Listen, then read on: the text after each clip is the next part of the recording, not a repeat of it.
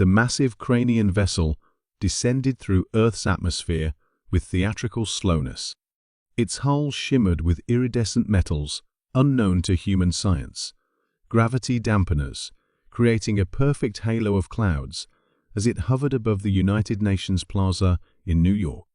Global broadcasts interrupted all programming. Defense systems worldwide went to high alert. Military generals sweated in war rooms, while diplomats adjusted their ties and practiced their most dignified expressions.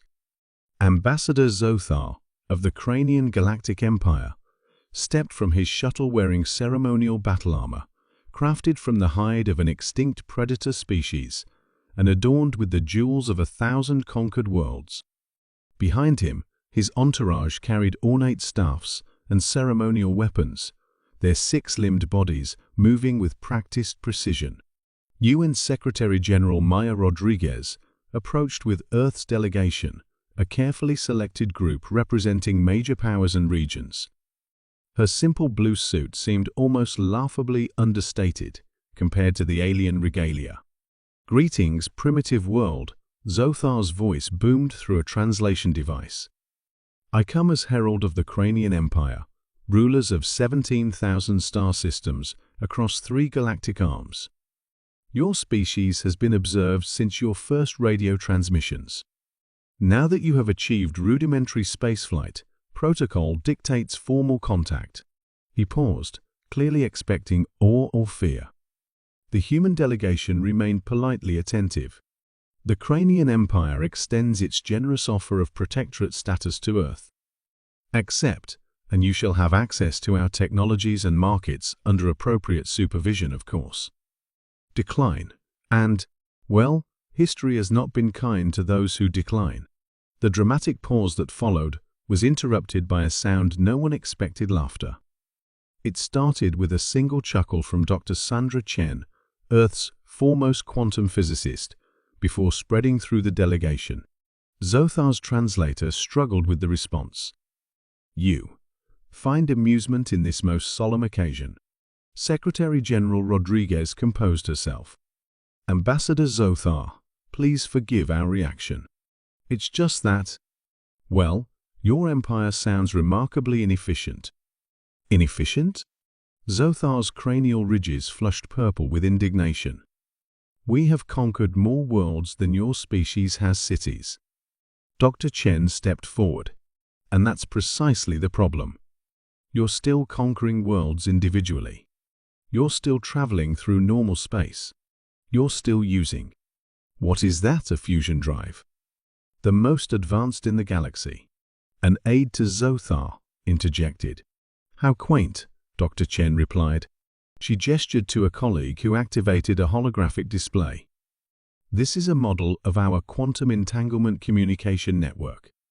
And this, another gesture, expanded the display, shows the prototype stations for our dimensional fold transportation system. Zothar stared uncomprehendingly at the mathematics floating before him. "You see," Rodriguez continued smoothly, "humanity hasn't expanded outward because we've been focused on more fundamental innovations. Why conquer thousands of worlds when you can simply step between dimensions? Why maintain an empire across vast distances when instantaneous communication and transport renders distance meaningless?" "Impossible," Zothar whispered, but his entourage had already begun frantically scanning the holographic displays with their devices. "The mathematical proofs are accurate, Herald," one aide murmured. "These humans have. They've solved problems our scientists declared unsolvable millennia ago." Rodriguez smiled diplomatically. "We've prepared a small demonstration. With your permission." Before Zothar could respond, a human technician pressed a button. A barely perceptible shimmer appeared, and suddenly identical copies of the entire human delegation stood on Mars, Jupiter's moon Europa, and Earth's moon, all waving simultaneously at the stunned Quanians through a live feed. "We call it quantum spatial displacement," Dr. Chen explained. "No ships required. We're not technically there, but also we completely are. We're still working out the philosophical implications. Zothar's translator finally managed, but we came to offer you the stars.